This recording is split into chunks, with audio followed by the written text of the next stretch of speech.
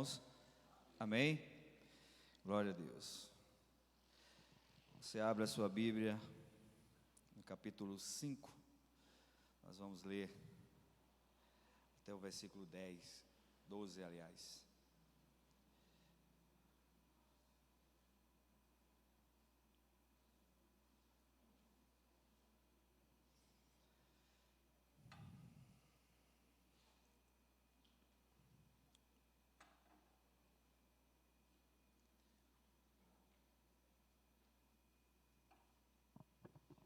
Quem encontrou diz amém. Glória a Deus. Ora, o povo, homens e mulheres, começou a reclamar muito dos seus irmãos judeus. Alguns diziam: nós somos filhos e nossas filhas somos numerosos. Nossos filhos e nossas filhas somos numerosos. Precisamos de trigo para comer e continuar vivos. Outros diziam: tivemos que penhorar nossas terras, nossas vinhas e nossas casas para conseguir trigo para matar a fome. E havia ainda outros que diziam: tivemos que tomar dinheiro emprestado para pagar o imposto cobrado sobre as nossas terras e as nossas vinhas. Apesar de sermos do mesmo sangue dos nossos compatriotas e dos nossos filhos serem tão bons quanto os deles, ainda assim temos que sujeitar os nossos filhos e as nossas filhas à escravidão. E de fato, algumas de nossas filhas já foram entregues como escravas, e não podemos fazer nada, pois as nossas terras e as nossas vinhas pertencem a outros. Quando ouvi a reclamação e essas acusações, fiquei furioso. Fiz uma avaliação de tudo, e então repreendi os nobres e os oficiais, dizendo-lhes: vocês estão cobrando juros dos seus compatriotas. Por isso convoquei uma grande reunião contra eles e disse: na medida do possível, nós compramos de volta nossos irmãos judeus que haviam sido vendidos aos outros povos. Agora vocês estão até vendendo seus irmãos, assim eles terão que ser vendidos a nós de novo. Eles ficaram em silêncio, pois não tinham resposta. Por isso prossegui: o que vocês estão fazendo não está certo. Vocês devem andar no temor do Senhor Deus, para evitar a zombaria dos outros povos, os nossos inimigos. Eu, os meus irmãos e os meus homens de confiança, também estamos emprestando dinheiro e trigo ao povo, mas vamos acabar com a cobrança de juros. Devolvam-lhes imediatamente suas terras, suas vinhas, suas oliveiras e suas casas, e também os juros que cobraram deles, a 100ª parte do dinheiro do trigo, do vinho e do azeite. E eles responderam: nós devolveremos tudo o que você citou, e não exigiremos mais nada deles. Vamos fazer o que você está pedindo. Vamos orar? Amado Deus e Pai, nós te agradecemos, Senhor, por esta noite. Estamos, meu Deus, na tua casa, por tua palavra, Senhor, que é um consolo, é um conforto para o nosso coração, que nos traz vida, que nos traz esperança, que renova a nossa fé, Senhor, e nos ensina e nos ajuda a andar dignamente. Fale, Senhor, os nossos corações nessa noite. Viemos aqui, ó Pai, ouvir uma palavra tua, Senhor. Tu conheces e sonda os nossos corações, sabe exatamente aquilo que nós precisamos e precisamos ouvir de ti, Pai. Nos ajude, nos abençoe, continue conosco, Senhor. Em nome de Jesus, Pai, nós oramos e te agradecemos. Amém. Glória a Deus. Meus irmãos, no capítulo 4, nos informa que a obra foi feita debaixo de grande oposição dos inimigos. Mas também nos mostra um homem sábio, que podemos ver nele algumas coisas que nós precisamos colocar em prática na nossa vida. Ele era um homem que era coordenado, que tinha coordenação, que tinha aprumo, que sabia exatamente o que queria. Ele era um homem que cooperava. Era um homem também que teve as suas obras aprovadas. era um homem também de comunicação. Então são 4 coisas que nós precisamos ter na vida: coordenação, cooperação, aprovação e comunicação. As pessoas precisam ver em nós a graça de Deus nas nossas vidas. As pessoas precisam ver em nós não apenas uma pessoa por trás de uma roupa ou de qualquer outra coisa, mas precisam ver em nós a graça do Senhor. Eles precisam ver em nós que o Senhor, Ele trabalha nas nossas vidas. E nós temos aprendido muito com o livro de Neemias. Temos aprendido muito, e ainda esse livro, a palavra do Senhor, ela é perfeita, né? Ela é completa, ela tem muito a nos ensinar. Então, é um livro que nos mostra um homem temente a Deus, um homem com atitude, um homem que agia segundo a vontade de Deus, não segundo o seu coração, um homem que sabia pensar, um homem que orava, um homem que jejuava, um homem que buscava o Senhor, um homem que era próspero, um homem que era rico, um homem que era muito abastado. Nós vemos em Neemias um homem que era seguro, um homem que era de confiança.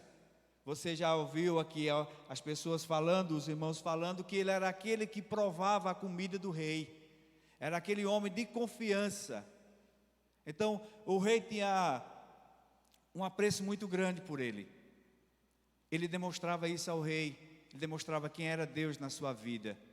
E ele não só demonstrava, como praticava isso. Agora, os irmãos poderiam ver quem era Deus na vida de Neemias.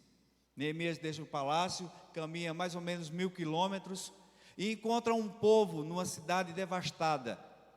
Após 142 anos da saída e retorno desse povo, a cidade de Jerusalém estava em ruínas, estava totalmente abandonada. Não só a cidade, mas o povo estava abandonado. E não só o povo, eram os seus irmãos que estavam abandonados. Então, Neemias se encontra agora. Primeiro foi Esdras que veio, e 5, 6 anos depois Neemias vem. Primeiro Zorobabel, e aí continua, e chega até Neemias. Mas Neemias encontra uma cidade devastada, encontra um povo desanimado, encontra um povo distante do Senhor. E esse homem de Deus, cheio de Deus, que tinha um compromisso com o Senhor, e fora chamado por Deus para restaurar esse povo, para restaurar essa cidade, para trazer de volta esse povo à presença de Deus. Então Neemias era um homem que tinha muitíssimas qualidades, e já vimos várias delas aqui, e precisamos ver quem era Jeremias, e precisamos colocar as atitudes que esse homem teve, e ter a curiosidade de buscar na palavra do Senhor ser exemplo, como assim Neemias foi. Neemias, que mesmo enfrentando uma grande dificuldade, como nós vimos aqui semana passada no capítulo 4, ele não deixou se abater. Neemias, mesmo que as articulações dos inimigos fossem provocando desânimo, fosse trazendo uma desesperança aos seus irmãos, fosse trazendo confusão àquele povo, como nós ouvimos também semana passada, que não é porque a obra é de Deus que ela não tem adversários. Não é porque nós somos um homem e mulher de Deus que nós não passamos por dificuldades. Mesmo sendo um povo de Deus, homens e mulheres de Deus, passamos por adversidades. Mas o que diferencia aqui é que toda essa articulação dos inimigos, que não queriam que esse muro, que essa cidade fosse restaurada, que se alegrava e dizia uns aos outros: jamais essa cidade vai ser como era antes. Mas aí há uma palavra, há uma promessa que fora dada a Jeremias. E Jeremias escreveu ao povo que estava lá no cativeiro, exatamente esse povo, quer dizer, não esse, porque 142 anos, o povo que foi para o cativeiro e voltou, praticamente não era mais esse povo, era já a descendência desse povo que foram ao cativeiro. Mas a palavra que Deus deu a Jeremias, para que Jeremias escrevesse a eles, é que eles iriam passar 70 anos ali, mas tivesse calma, construíssem casas, levasse a sua vida normal, orasse pela cidade, buscasse o bem da cidade, porque no tempo oportuno eles iriam voltar para a sua terra. E o Senhor cumpriu a palavra. Então, Neemias, mesmo diante de uma adversidade tão grande, ele não se abateu. Mesmo que os seus liderados se abatessem, mas ele estava firme, porque ele sabia quem tinha chamado e o Deus a quem ele servia. Por isso que as adversidades da vida que nós passamos, você já passou muito mais, talvez, do que eu. Cada pessoa tem uma vida, não é? Uma caminhada diferente. Mas diante de todas as adversidades da vida, o que nos sustenta, o que nos sustentou, o que nos trouxe até hoje foi o Senhor. Jamais, mesmo sem que nós tivéssemos conhecimento de Deus, tinha alguém que orava por nós.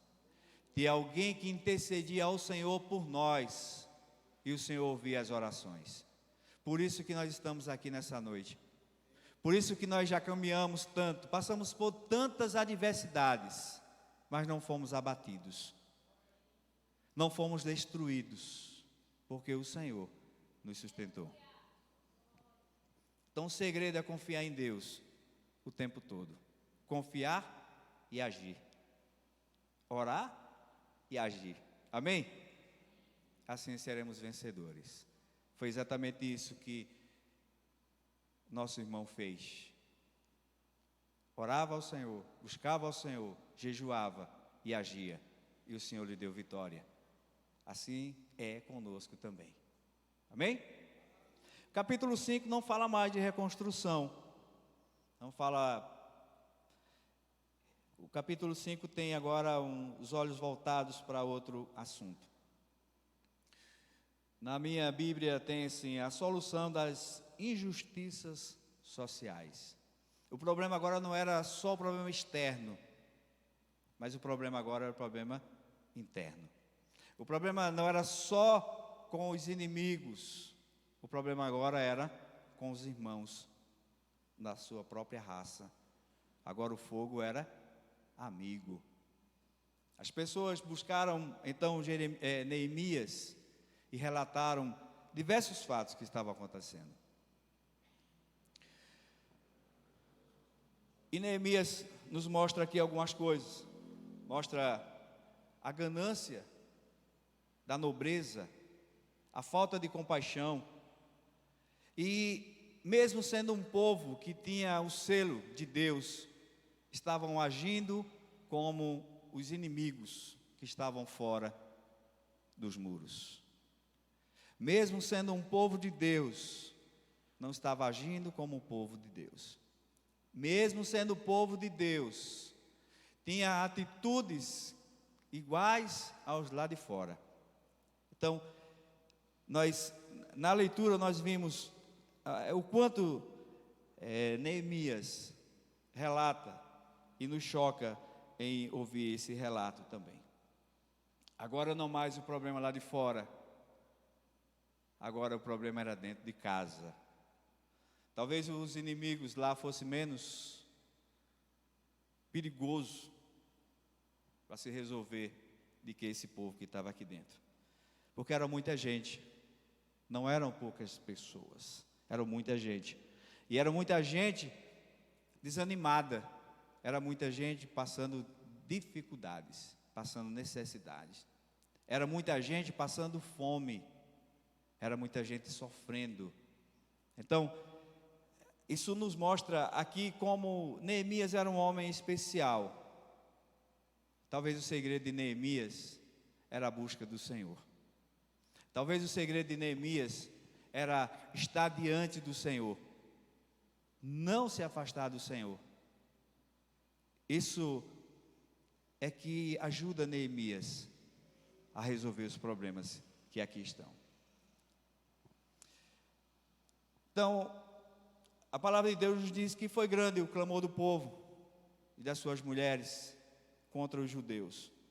O povo estava passando por essa extrema necessidade. O povo estava clamando a ele, não era por conforto, mas era por pão. O povo estava morrendo de fome. Imagine você como é que a pessoa trabalha com fome. Imagine você como é que se trabalha e a família em casa, ou a família pertinho, em casa sim, porque estava junto praticamente, passando necessidade. Então esse é um capítulo triste, isso é uma parte triste, que nós ouvimos o relato aqui, do que aconteceu com o povo de Deus.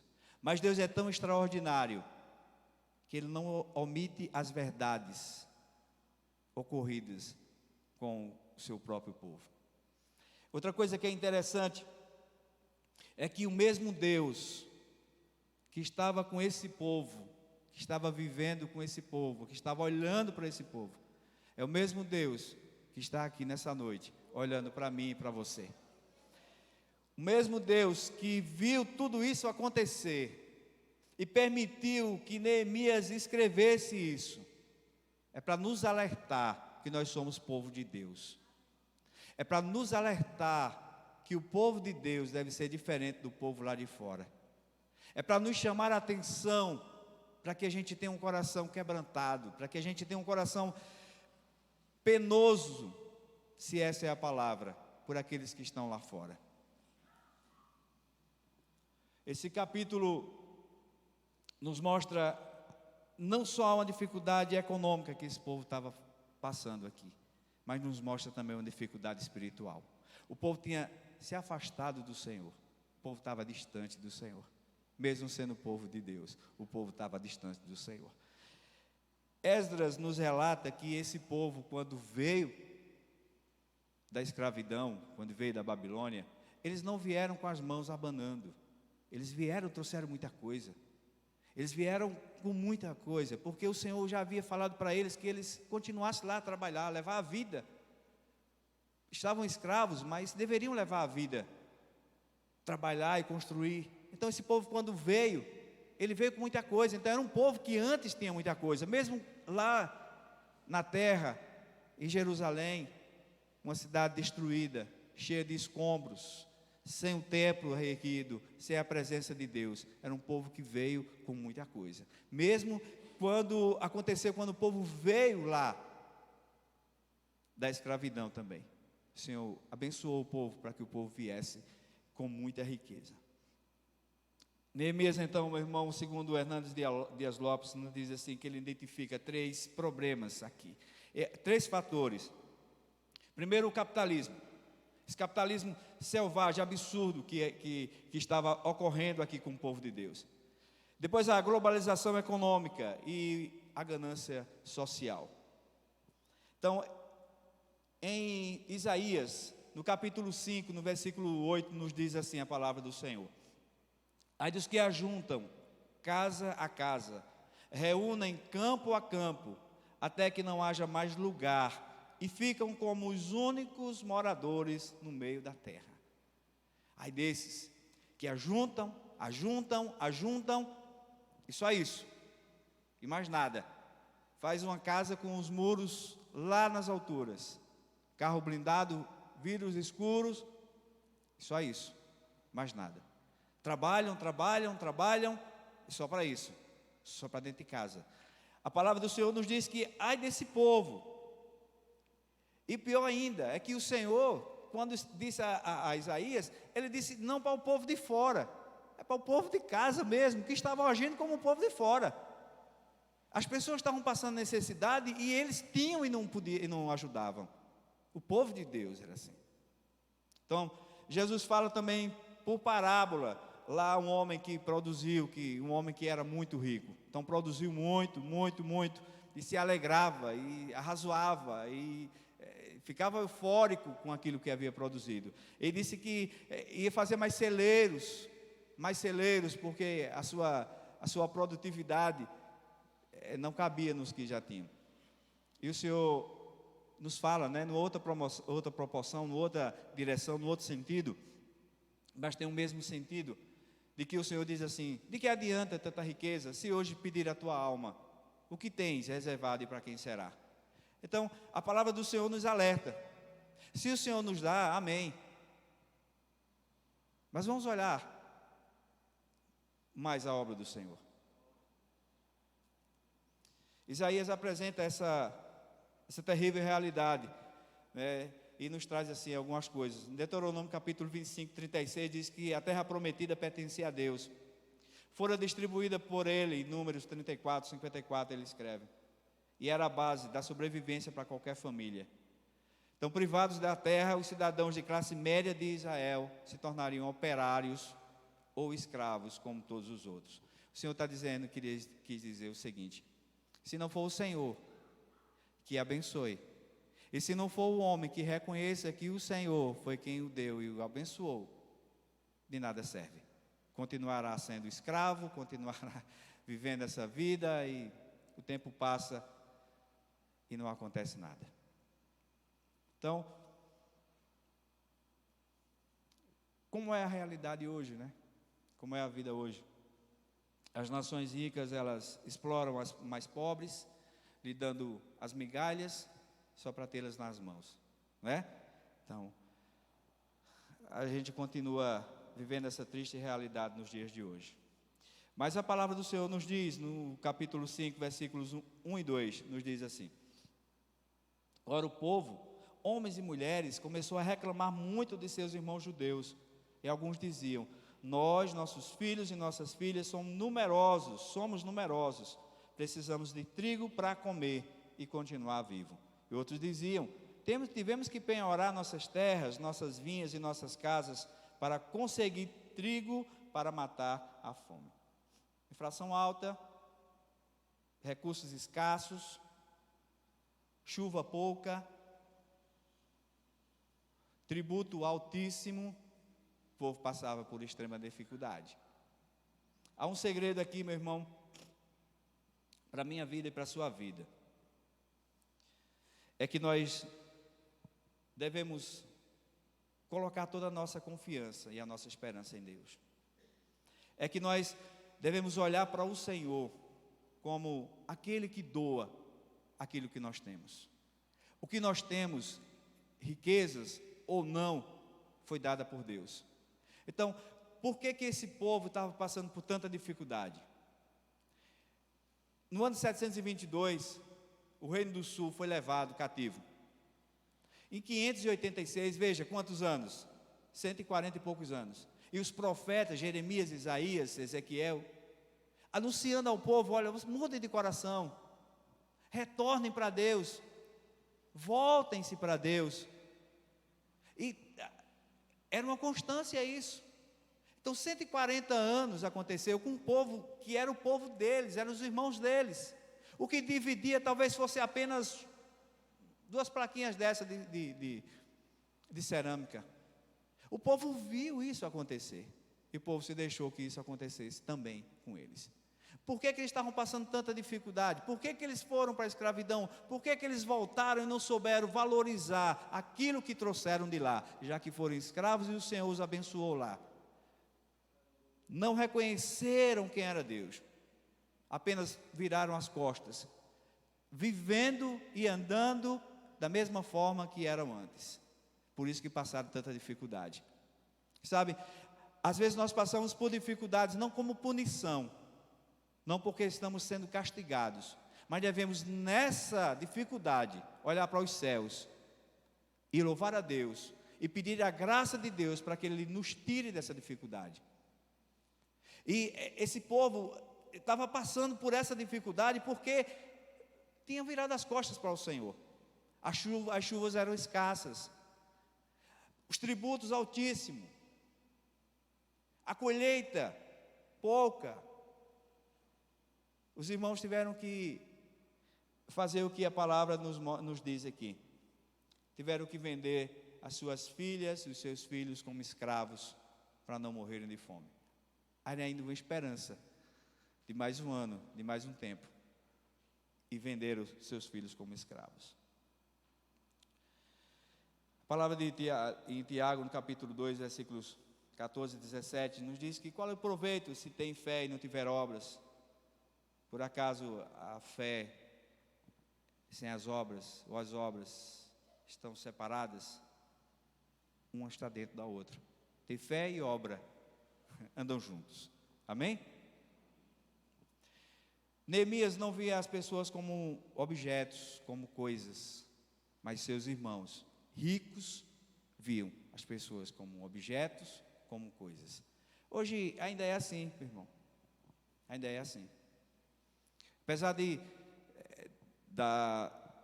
dos tempos ser totalmente diferente, mas às vezes as pessoas olham para as outras como um objeto, como coisas, como que pode tirar de futuro com aquela amizade, com aquele relacionamento.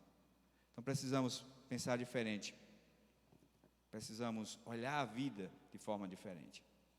Então, nesse mundo que vivemos hoje, globalizado, né, que Hernandes Dias Lopes também observa aqui, o que vale a mola do mundo é o dinheiro.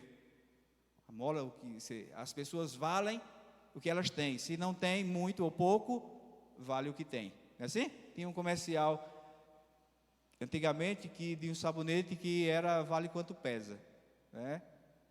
Sabonete vale quanto pesa. Então é assim, a realidade da vida é assim. Só que a realidade do povo de Deus é diferente. Amém? A realidade do povo de Deus é diferente. Nós devemos ser gratos ao Senhor por termos muito ou pouco, mas devemos ser gratos ao Senhor porque foi Ele que deu, e devemos reconhecer isso como graça dada por Deus às nossas vidas. Salvação é um presente de Deus. Absolutamente ninguém poderia comprar a salvação. Então nós recebemos de graça.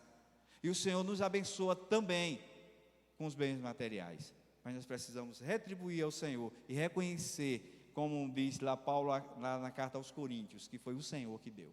Ele dá a chuva, dá o campo, dá a semente e nos dá força para a gente plantar e colher. Amém? Tem um dado que é interessante.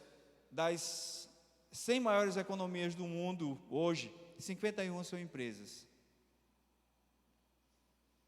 A General Motors é maior do que a Dinamarca. A Ford é maior do que a África do Sul. A Toyota é maior que a Noruega e assim sucessivamente. Imagine o fato que Hernandes também observa aqui, que é a ganância social. Imagine se os ricos aproveitassem o que têm para ajudar os pobres. Imagine se seria essa desigualdade. Praticamente 50% da população mundial vive abaixo da linha da pobreza, ou vive na pobreza.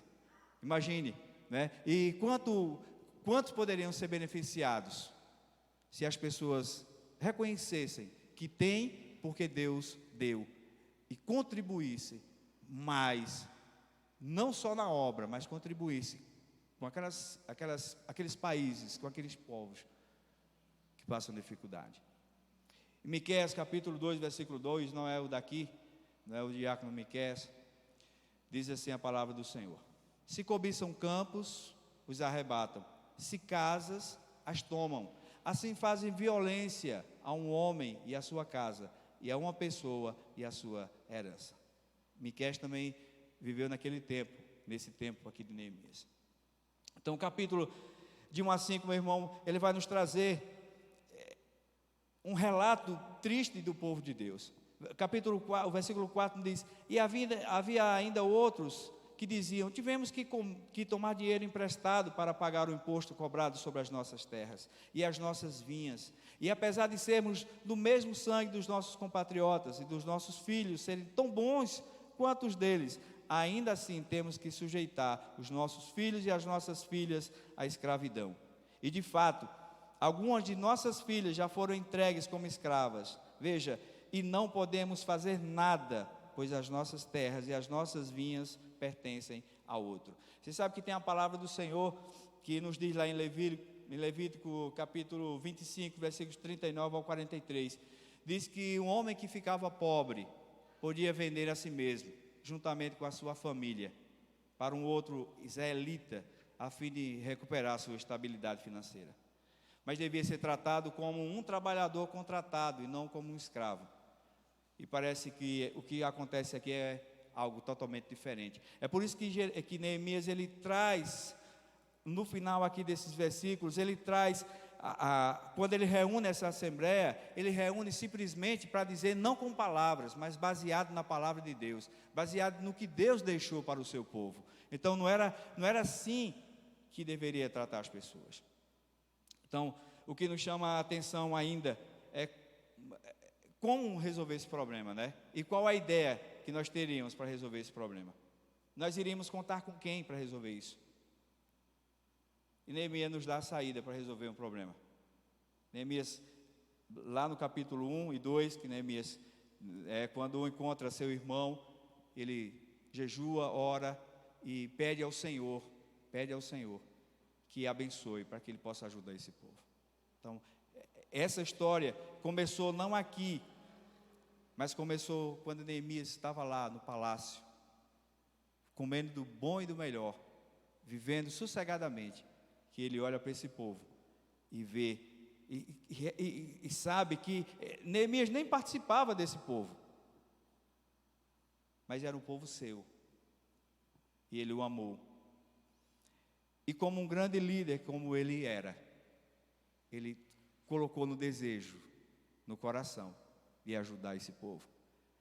Então, Neemias, a palavra do Senhor nos diz que ele de início ele se aborrece. Veja, no versículo 6, ele nos diz: quando ouvi a reclamação e essas acusações, fiquei furioso, fiz uma avaliação de tudo, e então repreendi os nobres e os oficiais, dizendo-lhes: vocês estão cobrando juros dos seus compatriotas, por isso convoquei uma grande reunião contra eles. Veja,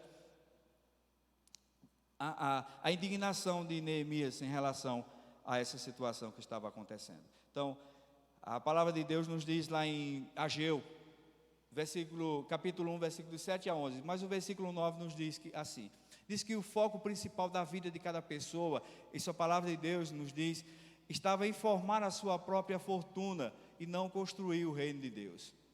Então, a pobreza desse povo estava condicionada à realidade e à fé e à vida que eles estavam vivendo. Então, Neemias chega então para mudar essa situação. A palavra do Senhor nos diz no versículo 7, diz que ele fez uma avaliação de tudo o que estava acontecendo. E não repreendeu os nobres e os oficiais, mas primeiro ele buscou o Senhor, teve aquele momento de respiração, teve aquele momento de pensar, de conversar só, né, para que assim ele pudesse agir. E veja o quanto Neemias mudou essa realidade. Veja o quanto Neemias mudou essa realidade. E veja o quanto nós pecamos, quando nós, diante de qualquer situação da vida, a gente não tem paciência, a gente não espera para responder. A palavra do Senhor nos diz, em Provérbios capítulo 18, versículo 13, nos diz assim: responder antes de ouvir é falta de sabedoria, é estultícia. A palavra de Deus também nos diz lá em Provérbios capítulo 29, versículo 22, diz que o iracundo levanta contendas e o furioso multiplica as transgressões. Quanto nós pecamos, quanto nós erramos, quando nós, diante de qualquer situação da vida, nós não paramos para refletir que resposta nós poderíamos dar, que atitudes nós poderíamos tomar. Veja, as mulheres chegam para Neemias e dizem: olha, nossos filhos foram escravizados, nós estamos passando fome, nós estamos pagando juros demais, nós estamos sendo explorados. O que nós faríamos diante de uma situação dessa? O que nós faríamos se Neemias, da parte de fora, estivesse aí tendo uma guerra? E esse povo, a família desse povo que está reclamando, é exatamente os homens que estão lá com armas e reconstruindo o muro. E as suas famílias chegam e dizem assim: olha, os mais nobres nos saquearam, tomaram as nossas casas, tomaram as nossas fazendas, porque para a gente não morrer de fome, a gente teve que vendê-los, e saiu vendendo. Imagine qual teria sido a nossa atitude diante de uma situação dessa. Como a gente teria agido? E Neemias, ele nos ensina como nós devemos fazer. Versículo 7 nos diz assim: quando ouvi a reclamação e essas acusações, fiquei furioso. Ficou com raiva, mas não das pessoas, mas da situação. A palavra de Deus nos diz que nós pecamos quando nós ficamos irados contra as pessoas, contra a situação não. Irai-vos e não pequeis. Não se põe o sol sobre a vossa cabeça. Quando nós nos iramos com as pessoas, quando nós marcamos a nossa mente para agir contra aquela pessoa de acordo com o que ela nos fez, aí nós pecamos. Mas nós ficarmos irados, tem outras traduções com outras palavras, com o que está acontecendo, não, né? Não, agora nós iramos e pecamos, porque quando nós oramos a palavra aqui, nós vamos dizer, ele irou, então ele pecou. Ele não estava irado contra as pessoas, mas estava irado contra a situação que estava acontecendo. Então, a palavra de Deus nos chama a atenção para que nós devemos respirar antes de tomar qualquer atitude.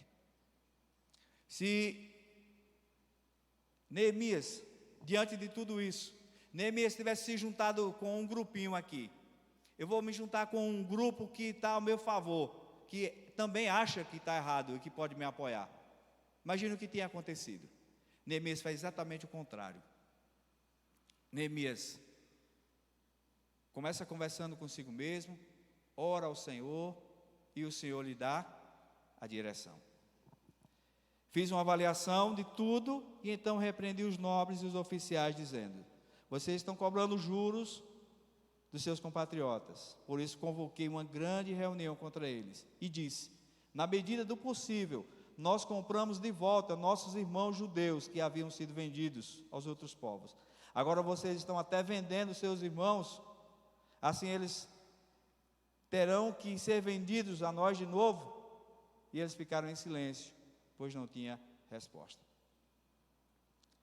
A prudência e a discrição são características imprescindíveis de um líder.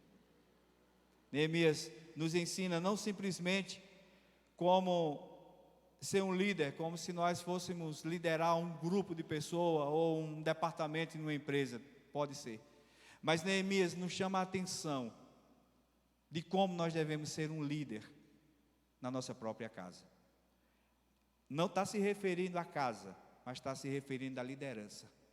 E nós, como líderes da nossa casa, nós devemos respirar, nós devemos pensar, nós devemos ter sabedoria para agir diante das dificuldades. Você sabe que a gente perde muito, às vezes só por causa de uma resposta. Então, Neemias, ele nos chama a atenção para isso. Tudo isso aqui era muito justo. Neemias era um líder, estava à frente do povo, tinha o escudo de Deus, mas ele não agiu de acordo com aquilo que ele pensava. Ele orou ao Senhor e agiu de acordo com aquilo que o Senhor lhe deu para agir. Qual atitude nós deveríamos ter numa situação dessa? Que atitude nós devemos ter em tantas atitudes do nosso dia a dia, da nossa vida?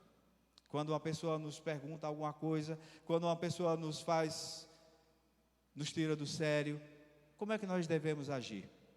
Como é que nós devemos fazer? Neemias nos ensina como nós devemos agir.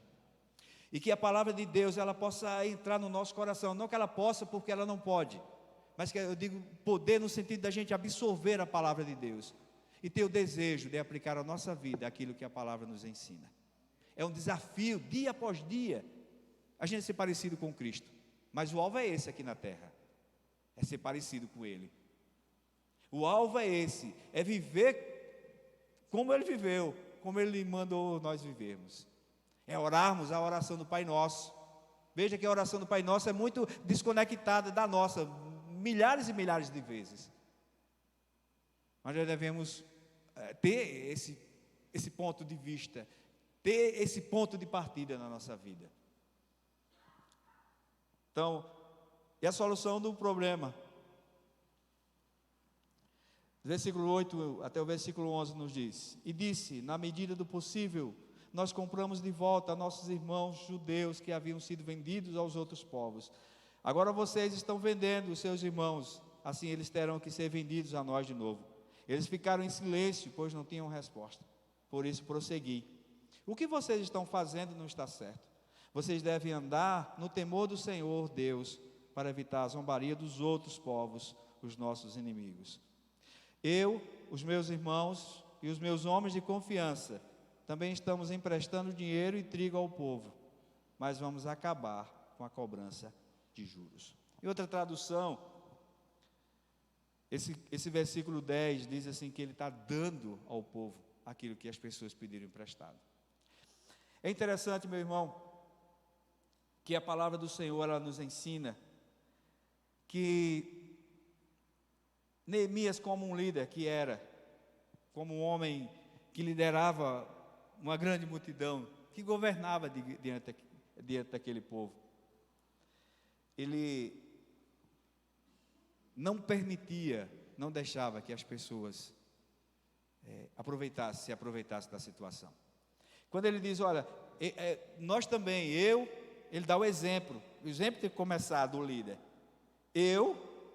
Os meus homens, nós também emprestamos dinheiro, emprestamos trigo. Neemias, é como se Neemias não soubesse dessa realidade que estava acontecendo. Esses muros foram reconstruídos em 52 dias. Veja, um trabalho grande em pouco tempo, requeria muita gente. Então Neemias não tinha muito tempo de estar por ali se não fizesse a obra ali, está perto. Então é como se ele não soubesse da realidade. Então ele emprestava dinheiro, prestava o trigo para que as pessoas depois devolvessem. Mas quando ele soube que as pessoas estavam passando aquela necessidade, ele disse, a começar de mim, eu estou perdoando o povo. Isso nos ensina, sabe o que, irmãos? Que Neemias, ele ensina a pescar, mas ele não dá o peixe. Para que o povo, depois que o templo e os muros e a cidade fosse restaurada, não ficasse em casa de braços cruzados, esperando que caísse do céu, ou que a igreja lá de Jerusalém ajudasse o povo. Não é interessante?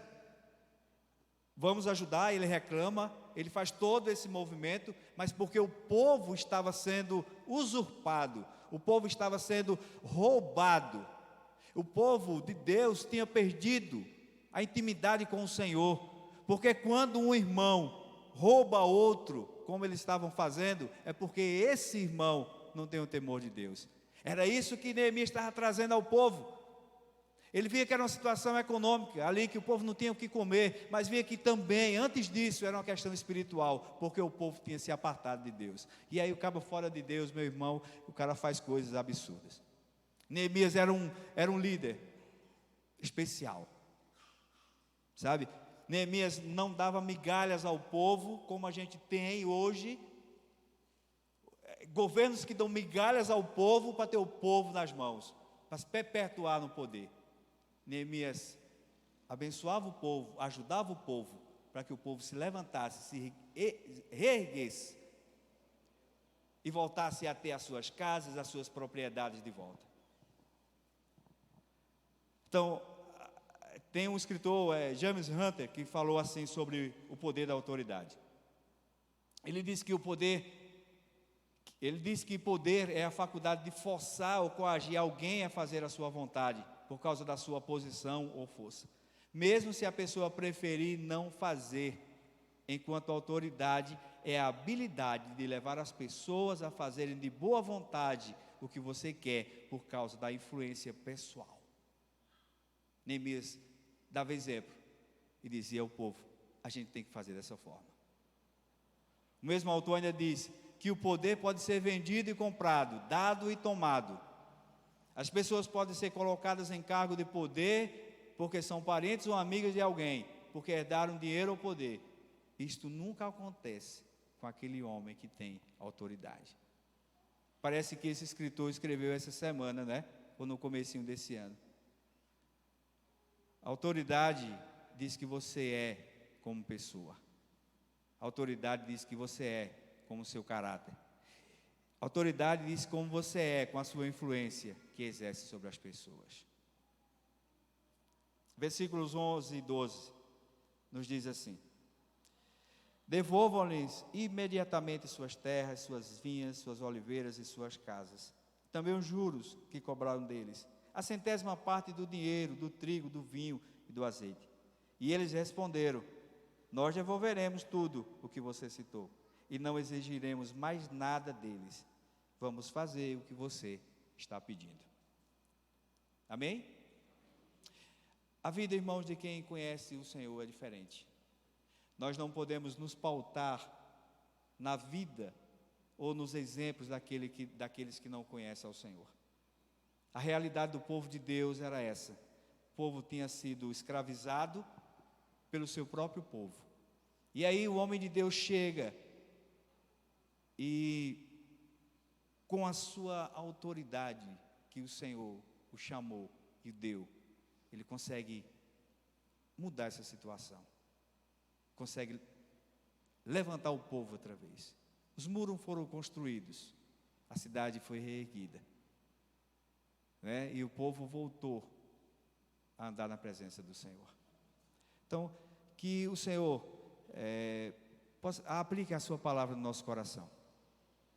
A palavra de hoje foi uma palavra assim, talvez você tenha sentido meio assim, está meio desconectado a palavra, mas é a realidade, é a palavra de Deus. Foi assim que Deus mandou escrever.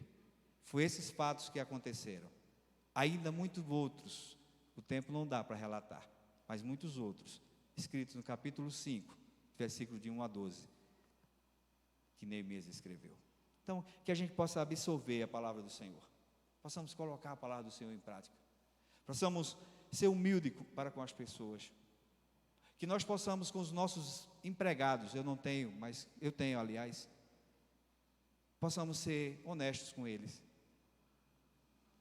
que nós possamos pagar aos nossos funcionários aquilo que lhes é devido, aquilo que o Senhor manda.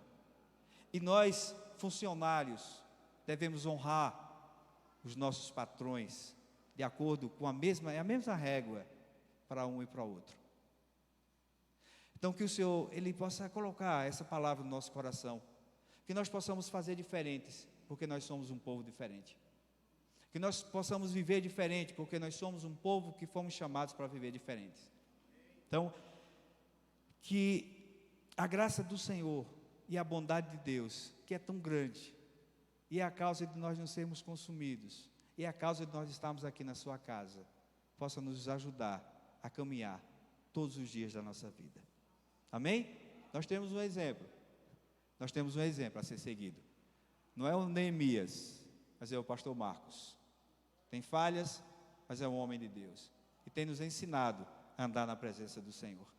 É isso que nós devemos fazer, ouvir e praticar a palavra do Senhor. Amém?